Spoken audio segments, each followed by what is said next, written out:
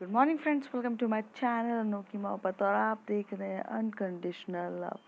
Last part में हमने देखा था कि कायरा का थोड़ा सा अलग सा बिहेवियर होता है। मतलब तनु और जब रिद्धि ये बिहेवियर को देखते हैं तो उन्हें समझ में नहीं आता। एक तरफ वो जब नींद में थी, मतलब नींद से जब उठी थी, तो वो अलग तरीके से बातें कर रही थी। मीन्स इस तरीके से बोल रही थी कि उसे कुछ एडजस्ट नहीं हो रहा है, डाइजेस्ट नहीं हो पा रहा है। और फिर जब वो नेक्स्ट टाइम पे जब मॉर्निंग में उठती है तो वो काफ़ी अच्छे से बिहेव करती है और एडल्टपन से दिखाती है, मैच्योरिटी से दिखाती है और बोलती है मैं सिचुएशन को सब तरीके से हैंडल करूँगी। तो इस बात पे तनु कहती है कि इसका बिहेवियर बहुत अलग हो रहा है। तभी जो रिद्धि है वो समझाती है कि समटाइम ऐसा होता है, कभी कभार हम जो चीज़ डाइजेस्ट करना चाहते हैं वो हम नहीं कर पाते हैं। नींद में हमारा अनकॉन्शियस माइंड चलता है और जब हम उठते हैं तो हमारा कॉन्शियस माइंड चलता है। तो शायद उसने ये सारी बातें अनकॉन्शियस माइंड में कह दी होगी, पर अभी वो हर चीज़ को एडजस्ट करने की तैयार है। दूसरी तरफ जब रिद्धि अपने डैड से बात करती है तो उसके डैड उसे बताते हैं कि आप गलत कर रहे हो, क्योंकि आप अगर दोनों के ग्रैंड पेरेंट्स से मिलवाओगे तो आप कंपैरिजन करोगे, और अगर कंपैरिजन होगी तो वो सिचुएशन को अच्छे से हैंडल नहीं कर पाएगी। इस बात पे रिद्धि एग्री होती है अपने डैड से और वो कायरा को जाकर मना कर देती है कि हम किसी से भी नहीं मिलेंगे। अगर आपको ठीक लगेगा तो मिलेंगे, वरना नहीं मिलेंगे। पर जो कायरा रहती है वो बहुत ज़िद्दी रहती है। वो कहती है कि उसे उसके ग्रैंड पेरेंट्स से मिलना है, उसका कुछ फ़र्ज़ है अपने ग्रैंड पेरेंट्स के प्रति उसे निभाने हैं। तो वो उस फ़र्ज़ को निभाने के लिए वो अपने डैड के पास जाती है और पूछती है कि डैड मुझे एड्रेस चाहिए मेरे रीना मम्मी के पेरेंट्स का, मतलब मेरे एक्चुअल नाना नानी क्या। अ, तो उसके जो पापा बोलते हैं कि हाँ वो दिल्ली में कहीं है। तभी कायरा पूछते कि आप टच में नहीं हो क्या। तो उसके पापा कह देते हैं नहीं मैं टच में नहीं हूँ, मेरी बहुत टाइम से बात नहीं हुई। इस पे कायरा को बहुत गुस्सा आता है कि अपने फ़र्ज़ तो निभाते, भले ही कि अगर आप बात नहीं कर रहे हो लेकिन आपके कुछ फ़र्ज़ थे। वो एक लौती बेटी थी और अब जब वो नहीं है तो उनके पेरेंट्स का पूरा ध्यान रखना हम आपकी रिस्पॉन्सिबिलिटी थी। जिस पे उसके पापा सर झुका लेते हैं और कुछ नहीं बोल पाते। जो रिद्धि रहती है वो कायरा को और आंटी को बाहर जाने को कहती है और अंकल के साथ खुद बात करती है। अब देखते हैं वो क्या बात करती है। जब वो अंकल के साथ अंदर रूम पर अकेले बात करती है तो अंकल को रोना आ रहा रहता है, वो बहुत रो रहे रहते हैं। तो रिद्धि उनका हाथ पकड़ के बोलती है कि देखो अंकल, रोने से कुछ नहीं होगा। कायरा का गुस्सा अपनी जगह सही है, क्योंकि उसे ऐसा लग रहा है कि आपने एक तो मेरी इतनी बड़ी बात बताई, इतनी बड़ी बात छुपाई है उससे कि उसकी मॉम रियल नहीं है। अंजना आंटी बहुत अच्छी हैं बट एक्चुअल में उसकी रियल मॉम नहीं है। कुछ चीज़ें उसे जाननी थी जिसके लिए वो एडजस्ट नहीं कर पा रही है, और वो अभी ऐसी सिचुएशन में है कि अगर आप उसे कुछ भी समझाओगे या कुछ भी बात करोगे वो सामने वाले को ही ब्लेम करेगी। उसे ऐसा लगेगा कि आपने उसके साथ इनजस्टिस करी है, आपने उसे कोई भी चीज़ नहीं बताई है, इस वजह से वो वैसा गुस्सा कर रही है। जबकि कायरा के मन में कुछ भी नहीं है, वो बहुत दिल की साफ़ है और काफ़ी अच्छी है। उसके पापा कहते हैं कि नहीं बेटा, उसने अनजाने में से ये बात कहा कि मैंने कोई फ़र्ज़ नहीं निभाया है, पर ये बात तो सही कही ना, अंकल कहते हैं। तभी रिद्धि कहती है देखिए अंकल, मुझे नहीं पता सिचुएशन क्या थी, किस हालात में आपके और अंकल आंटी अंकल के बीच में बात हुई। हो सकता है कि आपकी गलती ना हो, आंटी अंकल भी ज़िद में रहे और उन्होंने छोड़ दिया हो। सिचुएशन अलग हो सकती है, दोनों साइड का पहलू मैं नहीं जानती हूँ।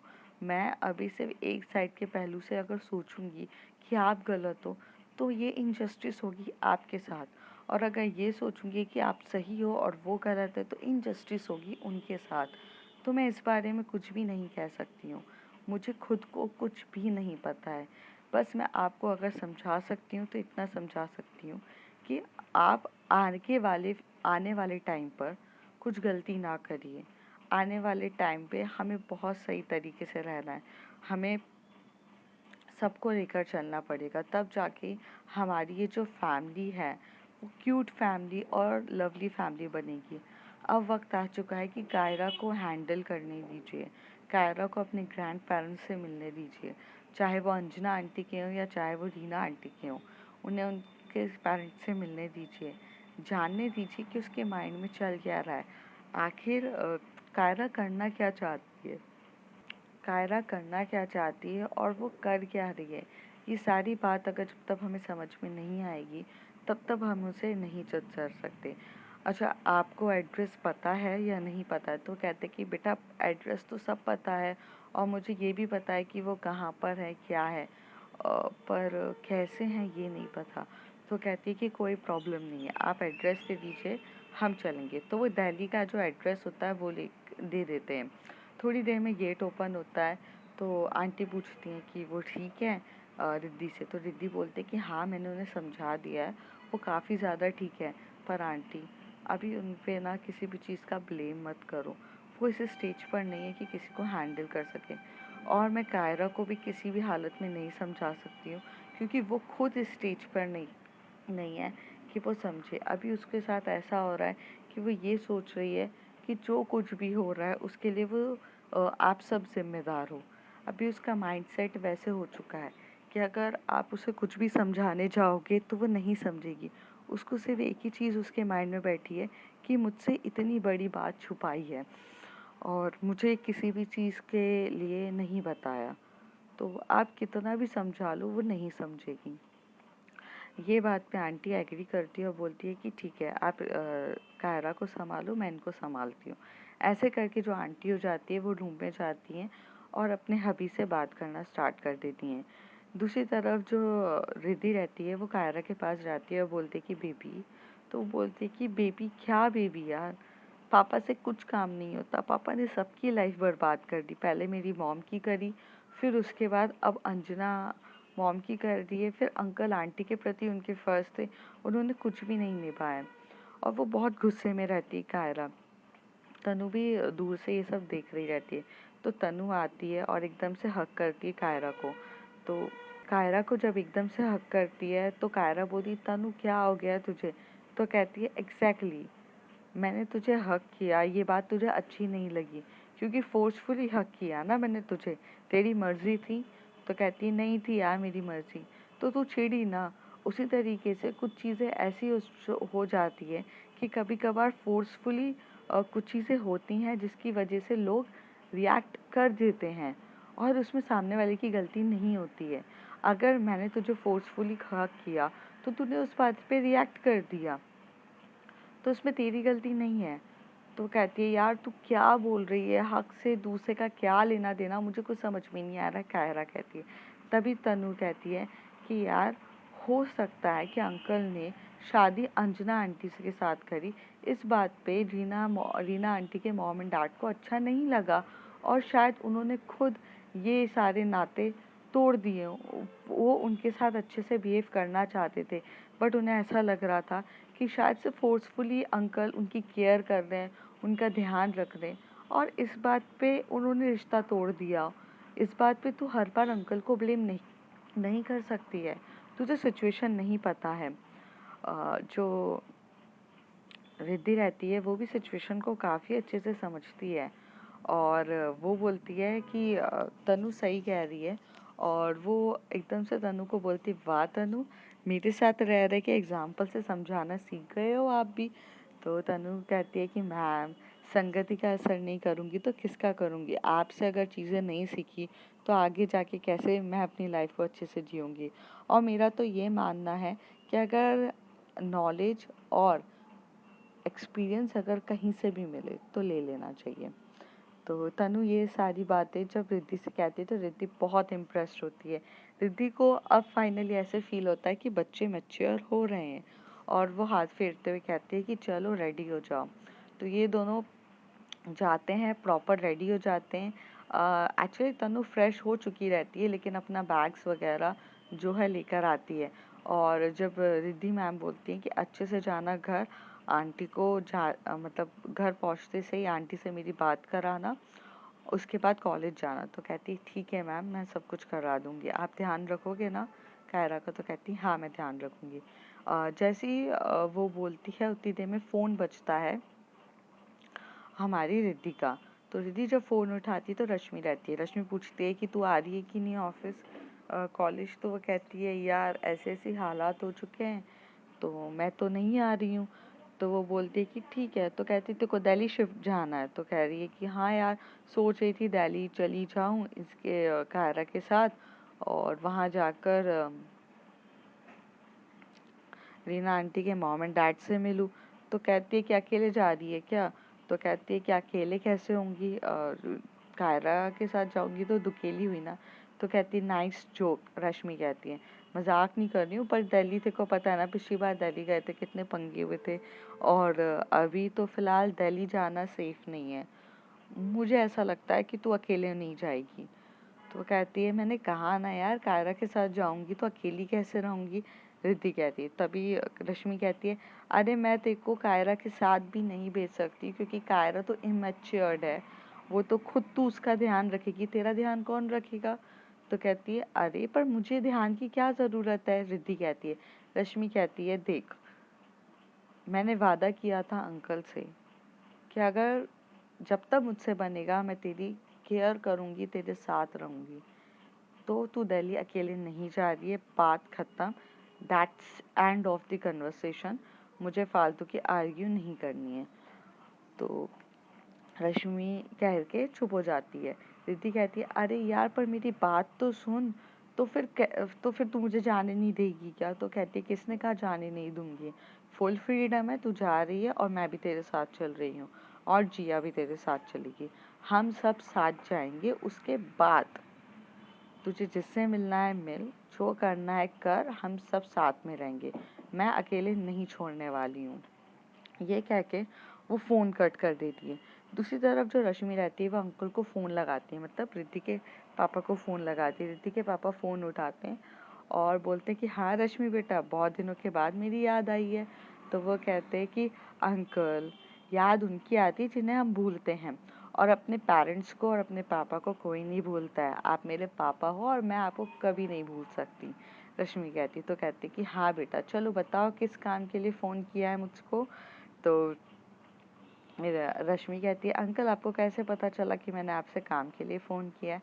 तो कहती बेटा, जब तुम्हें मुझसे काम होता है तभी तुम्हारा कॉल आता है, वरना तुम जब रिद्धि से मिलने आती हो तब तुम मुझसे भी मिलते हुए जाती हो। तो वो कहते हैं कि हाँ अंकल, एक्चुअली रिद्धि दिल्ली जाने की बात कर रही थी। तो वो कहती है कि क्यों? तो वो कह रही थी कि वो रश्मि बोलती है कि अंकल, वो कायरा के शायद से ग्रैंड पेरेंट्स दिल्ली में है, उसके लिए वो जाने की बात कर रही थी। तो वो कहती है अच्छा, तो आपने क्या बोला उसे? तो मैंने उसे कह दिया कि अकेले नहीं जाना है दिल्ली पे, क्योंकि Delhi is not so much safe. तो क्या बोली रिद्धि? तो रिद्धि बोलती है कि वो अकेले नहीं जा रही है, वो कायरा के साथ जा रही है। तो अकेली तो हुई नहीं, पर अंकल आपको तो पता है दिल्ली सेफ नहीं है। और दूसरी बात तो ये है कि कायरा तो खुद बच्ची है, और जब कायरा खुद बच्ची है तो उसको संभालेगी रिद्धि, तो रिद्धि का भी तो कोई ख्याल रखना चाहिए। तो मैंने तो उसे बोल दिया कि अकेली तो वो किसी भी हालत में नहीं जाएगी, अगर उसे जाना है तो मैं उसके साथ जाऊंगी। तो उसके पापा हंसने लगते हैं और हंसते हुए बोलते हैं कि अच्छा। तो कहती है कि हाँ अंकल, आपने मुझे रिस्पॉन्सिबिलिटी दी है हमेशा से उसकी, और ये कहा है कि मैं उसका ध्यान रखूं, तो फिर ऐसे कैसे हो सकता है कि मैं उसका ध्यान ना रखूं। तो हंसने लगती है, और जो रिद्धि रहती है वो हंसती है। तो सॉरी, जो रश्मि है वो हंसती है, हंसते हुए ये सारी बातें कहती है। दूसरी तरफ जो अंकल रहते हैं वो कहते हैं ठीक है बेटा, आपको जैसा ठीक लगे आप जाओ, लेकिन रिद्धि को आप अकेले मत छोड़ना। वैसे भी मैंने जब बहुत पहले आपको कहा था, तो आपको हमेशा से मैं यही बोलूँगी। तो कहती है कि अंकल, मुझे पता है कि मुझे क्या करना है, और वैसे भी मैं भी कौन सा अकेले जाऊँगी। तो उसे पापा कहते हैं हाँ रिद्धि के साथ जाओगी तो दुकेली होगी ना। तो कहती नहीं अंकल, मैं खुद अपनी वाली को लेकर जाऊँगी ना। ये जिया यहाँ बैठ के क्या करेगी? अगर मैं रिद्धि का ख्याल रखूँगी तो इसे मेरा ख्याल रखना है, और अब तो मैं इसकी पार्टनर हूँ, तो ये मुझे अकेला कैसे छोड़ सकती है। ये बोलती के हंसने लगती है। तभी जब अंकल होते बोलते बेटा मैं तुम लोगों से कभी नहीं जीत सकता हूँ, आपको जैसा ठीक लगे वैसा करो। और सुनो, अगर टिकट्स करवानी है तो मुझे बता दो, मैं सारी टिकट्स वगैरह सब करा दूँगा, और कब निकल रहे हो मुझे सारी इन्फॉर्मेशन दे देना। उसके पापा ऐसे बोलकर फ़ोन रख देते हैं। दूसरी तरफ जो रिद्धि रहती है वो रश्मि को बहुत बार कॉल कर रही रहती है, लेकिन उसका बिज़ी जाता है। फिर फाइनली उसका कॉल लगता है तो वो पूछती है कि अरे रिद्धि क्यों इतना मुझे कॉल कर रही है, रश्मि कहती है। तो वो बोलती है यार मैं तब से तुझे कॉल कर रही हूँ, तू बिना आधी बात करे फ़ोन रख के चली गई, तो पूछना तो पड़ेगा ही ना। तो कहती है फ़ोन नहीं रखी थी यार, मैं अंकल से बात कर रही थी। तो कहती है कि मेरे पापा से। तो कहती है कि हाँ, उनको बता रही थी ना कि दिल्ली जा रहे हैं हम लोग, और ऐसा हो सकता है क्या कि मैं उन्हें नहीं बताऊं। तो कहती है अरे यार तू बहुत बड़ी झल्ली है, पागल है, अभी बता दिया पापा को। तो कहती है कि हाँ पापा को तो पहले बताया, परमिशन तो लूंगी ना, और उनको ये भी बोल दिया है कि मैं तेरे साथ चल रही हूँ। तो कहती है ठीक है, तो रेडी हो जा। तो कहती कब निकल रहे? तो कहती है फ्लाइट देखते हैं। तो कहती है हाँ बुक तो कर ले पहले, मैं कायरा को हैंडल करती हूँ, तुझसे थोड़ी देर में बात करूँ? तो कहती है कि हाँ मुझसे थोड़ी देर में बात कर ले, कायरा को अच्छे से हैंडल कर ले, मैं अपनी वाली को बताती हूँ और उसको बोलती हूँ कि वो रेडी हो जाए जाने के लिए। तो कहती है जिया भी जाएगी? तो रश्मि कहती है कि हाँ ऑफ कोर्स जिया जाएगी, और जिया क्यों नहीं जाएगी, जिया तो मेरा ख्याल रखेगी।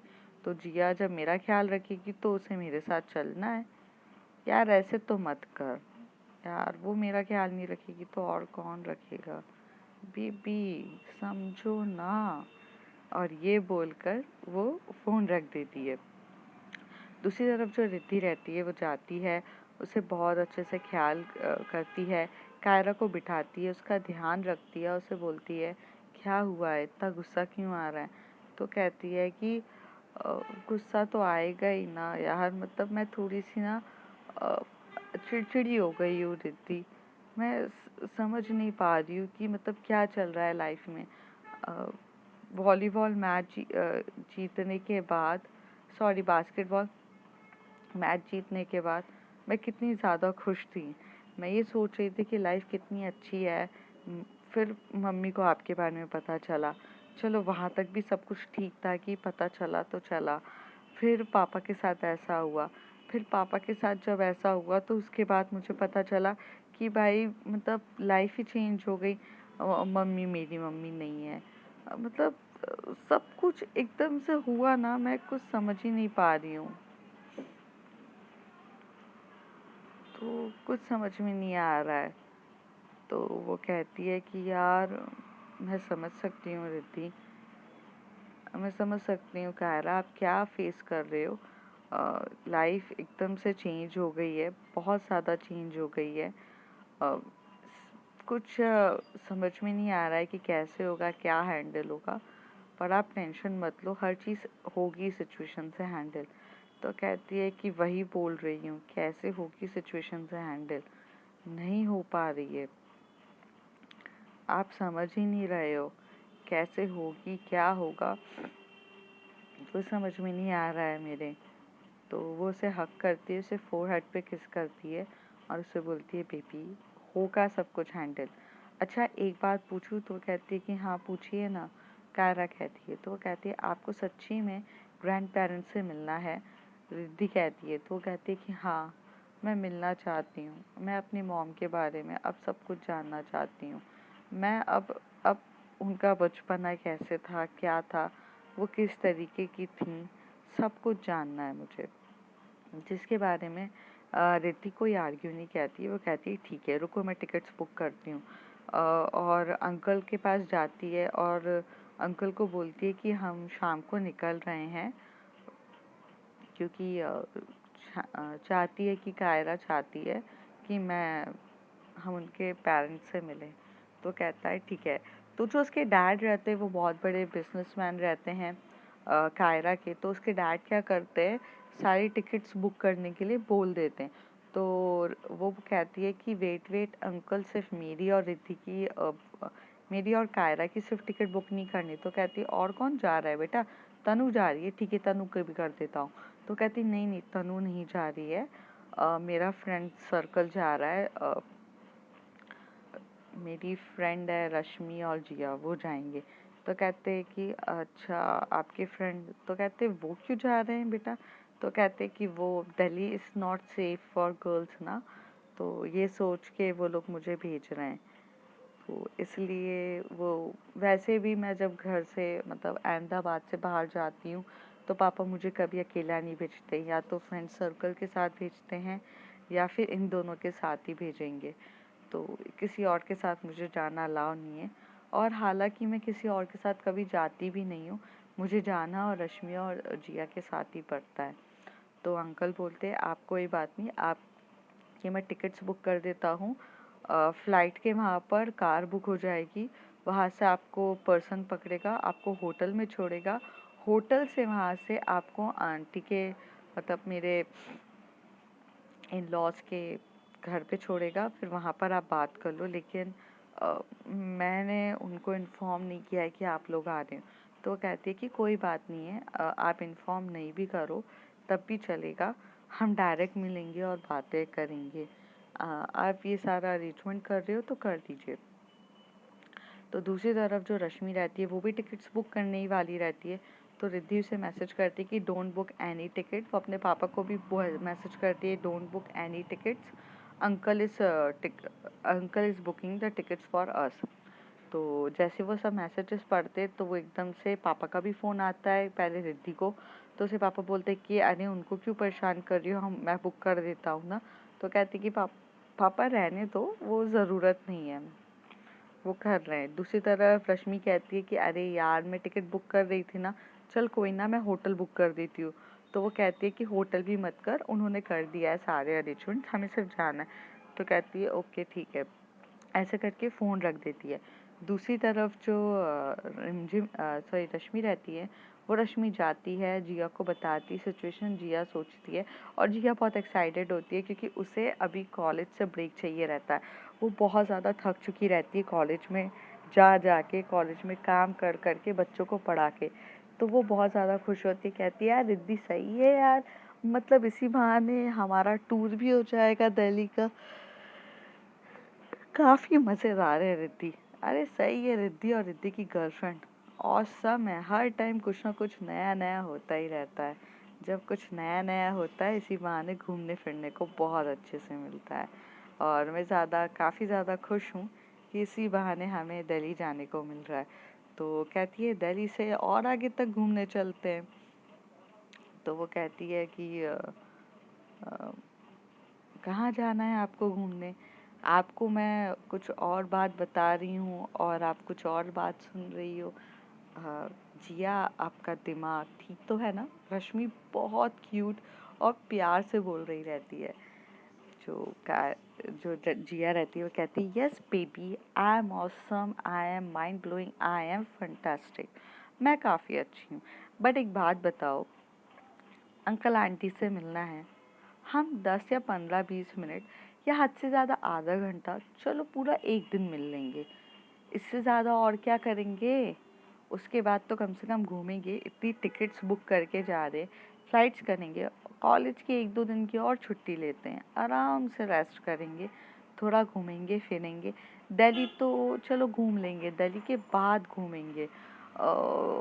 हम कहाँ जाए कहाँ जाए कहाँ जाए, ऐसे करके जो जिया है वो सोच रही रहती है। फिर जिया बोलती है यार पिछली बार शिमला घूम चुके हैं, तो इस बार शिमला नहीं घूमेंगे किसी भी हालत में, एक ही जगह मैं बार बार रिपीट नहीं करती हूँ, रश्मि तुम जानती हो। तो हम हरिद्वार चले, ऋषिकेश चलते हैं, वो दिल्ली के पास है, अच्छा खासा घूमना हो जाएगा। हाँ हरिद्वार ऋषिकेश। तो जो रश्मि रहती है वो पहले तो शॉक्ड हो जाती है और बोलती है बेबी, तो वो बोलती है यस स्वीट हार्ट बोलो। तो कहती है आपका दिमाग तो ठीक है ना, आप आज सुबह कहीं गिर विर तो नहीं गए थे, या तो आज सुबह सुबह कुछ नशा तो नहीं किया है ना? तो जिया कहती है आई यू क्रेजी, सुबह सुबह कौन पीता है, और मैं गिरी विरी भी नहीं हूँ, क्यों क्या हुआ है? तो कहती है आप और धार्मिक प्लेस को जाने की बात कर रहे हो, ऋषिकेश जाने की बात कर रहे हो, हरिद्वार करने की बात कर रहे हो, आप थोड़े ठीक तो जो जिया आती है वो स्माइल करती है बहुत प्यारी वाली और उसे कहती है देखो बेबी, वो टूरिस्ट प्लेस है, वहाँ हर कोई जाता है, तो चाहे वो कुछ तो खास होगा ना, और गंगा रिवर भी है यार, देखने को मिलेगा, कुछ तो खास होगा ना, इसलिए जाना है। अदरवाइज वो धार्मिक है इसलिए नहीं जा रही हूँ, क्योंकि वो बहुत लोग घूमे फिरे हैं, सब आकर बताते हैं इट्स अ नाइस प्लेस। और अगर आप इंडिया में रह रहे हो तो आपको कुछ प्लेसेस घूमनी चाहिए। और जहाँ तक मुझे पता है कि हरिद्वार में जाके आपको तीर्थ यात्रा हो जाती है, धार्मिक समथिंग लाइक दैट होता है, और पाप धुल जाते लोग कहते हैं। तो चलते एक बार जाके घूम लेंगे, थोड़ा मज़ा मस्ती भी हो जाएगा और मेरे पाप धुल जाएंगे। तो रश्मि हंसती है और हंसते हुए बोलती है हाँ तो इतने पाप करती क्यों हो जो धोने पड़े। तो कहती है यार बेबी, सबसे बड़ा पाप तो यही कर दिया ना कि तुमसे शादी कर ली, अब वो कितना भी धोना चाहूँ वो धुल नहीं सकता। जैसी रश्मि ये बात सुनती है उसे गुस्सा आता है, वो वहाँ से पिलो उठा के मारती है। तो कहती है अरे बेबी, सच ही तो बोला, और अपनी वाइफ से कभी कोई झूठ बोलता है क्या, मैंने तो आपको सच कह दिया। और वो उसको गुस्सा आ रहता है, वो पिलो से मार रही रहती है। दूसरी तरफ जो आंटी रहती हैं, जिया की मॉम, वो अभी तक गई नहीं रहती हैं। तो वो कहती कि कहाँ जाने की बातें चल रही है, तो वो सारी बातें मम्मी को बताती है। जो जिया रहती है वो तो चुप रहती है, क्योंकि जिया की बात कभी भी उसकी मॉम नहीं सुनती है, वो हमेशा से रश्मि की बातें सुनती थी। वो रश्मि को अब पूरी तरीके से एक्सेप्ट कर चुकी थी एज अ उसकी बहू। तो वो अपनी बहू की पहले सुनती हैं, अपनी बेटी की नहीं सुनती। तो वो सारी सिचुएशन बताती है कि रिद्धि के साथ ये हुआ है, रिद्धि की गर्लफ्रेंड के साथ ये चीज़ें हुई है, और इस वजह से वो लोग दरी जाना चाहते हैं और ऐसा हो रहा है। तो वो कहती कि हाँ ठीक है जाओ, सच्ची में जाओ। तो कहती है आंटी पर आपको छोड़ के कैसे जा सकते। तो कहती बेटा, इसके पापा आज सुबह आ गए हैं घर, मैं तो अभी निकलने ही वाली हूँ घर। तो कहती है कि इन्होंने मुझको बताया नहीं। तो कहती है ये तुम बताएगी तब ना जब इसे खुद को पता होगा, इसे कभी फिक्र रहती है अपने पापा की जो ये पूछ ले मुझसे। तो जिया बोलती है मम्मा, क्या ओवर रिएक्ट क्यों कर रही हो, अरे पूछने ही वाली थी ना कि आप कब हम दोनों को प्राइवेसी दोगी, कब आप छोड़ के जाओगी, तो हम कुछ प्राइवेट मोमेंट एक दूसरे के साथ बिता सकें। और जिया जो रहती है वो बहुत फ्लर्टी रहती है और थोड़ी सी ओपन माइंडेड होती है, और मॉम के साथ ना दिल खोल के बात करती है। तो वो जिस तरीके से ऐसे मतलब ओपनली कह देती है, तो रश्मि जो होती है वो एकदम से जिया की तरफ देख के बोलती है कि क्या बोले जा रही हो आप कुछ भी। वो पूछ रही है कि पापा के बारे में पूछा नहीं और आप अपने प्राइवेट मोमेंट क्या बोल रहे हो। तो जो उसकी मम्मी रहती है वो एकदम से बोलती है रश्मि रिलैक्स्ड, इसकी आदत ही है, ये हमेशा से ऐसी बातें करती है। एक दिन क्या हुआ था, ये ट्रिप पे जा रही थी, स्कूल टाइम की बात है जब ये बड़ी हो गई थी, मीन्स 12th की। तुम लोगों की ट्रिप थी ना, तो कहती कि हाँ वो 12th में ट्रिप थी, हम लोगों को बाहर घूमने का मिला था। हाँ तो मुझे जाते जाते क्या बोलती है, मम्मा मैं तो जा रही हूँ, तो मैं 3-4 दिन नहीं रहूँगी। तो मैंने कहा हाँ बेटा, हम आपको बहुत मिस करने वाले हैं, मैंने ऐसे जिया को बोला। तो जिया उस समय अपने फेस को ना मतलब बहुत ब्लश कर रही थी, हंस रही थी और अपना मुंह छुपा रही रहती है। तभी बोलती है कि इसने जाकर पापा को और मुझे खड़ा करके बोला देखो मैं नहीं हूँ, तो हैव योर प्राइवेट मोमेंट्स और अच्छे से अपनी प्राइवेट लाइफ को एंजॉय करना, तो मैं चलती हूँ। और ये बोल के भाग गई। उस समय हम लोगों को कितना अजीब फील हो रहा था। तो ये ऐसी ही है, ये बेशर्म है स्टार्टिंग से ही है। मतलब अब ये बोलती कि इसको पहले बोलती थी कि आप लोग अपने प्राइवेट मोमेंट्स बिताओ, हमें बोलती थी, और अब ये खुद बोलती है कि हम मुझे अपने प्राइवेट मोमेंट्स बिताने। ये ऐसी ही है। तो रश्मि जो है वो जिया की तरफ थोड़ा गुस्से वाला लुक देती है, पर वो फिर शांत हो जाती है। तो जिया बोलती व्हाट, मैं हूँ ही ऐसी। तो पर उसे जिया बहुत पसंद थी क्योंकि उसकी लाइफ पार्टनर थी और उसकी हर ये नटखट अदाएँ, बोल्ड एटीट्यूड रश्मि को बहुत बहुत पसंद था। तो थोड़ी देर में आंटी कहती है कि चलो बेटा मैं निकलती हूँ, इसके पापा भी आ गए हैं, ध्यान रखना है, खाना पीने का सब कुछ ख्याल रखना है, टूर से आए हैं तो शायद हेल्थ ख़राब हो सकती है या बाहर का कुछ खाया पिया होगा तो मुझे जाना पड़ेगा। तो कहती कि हाँ मम्मी आप डोंट वरी, जिया जाके पापा मम्मी को छोड़ कर आओ। तो वो कहती है कि यार छोड़ना क्या है, कैब बुक कर देते हैं। तो जिया को, रश्मि को ये बात बिल्कुल भी अच्छी नहीं लगती। वो कहती है, तो कहती है अरे मजाक कर रही है यार, ऑफ कोर्स मैं जाऊंगी छोड़ने और पापा से भी मिलूंगी, ऐसे कैसे सोच रही हो यार, जब देखो आंखें दिखाती रहती हो। मतलब यार गर्लफ्रेंड थी तो कम आंखें दिखाती थी, पर जब से वाइफ वाला और साथ में रहना स्टार्ट किया है तब से मम्मी ये मुझे सिर्फ डराती है, आंखें दिखाती रहती है और गुस्सा करती है। तो उसकी मम्मी उसका कान खींचते हुए बोलती सही करती है, कम से कम तुझे सुधारती तो है, तेरी जैसी नालायक बेटी को तो सुधारने वाला मुझे अच्छी खासी बेटी मिली है। तो अब फ्रेंड्स देखते हैं आगे क्या होता है। If you like my story, like share and subscribe. Thank you.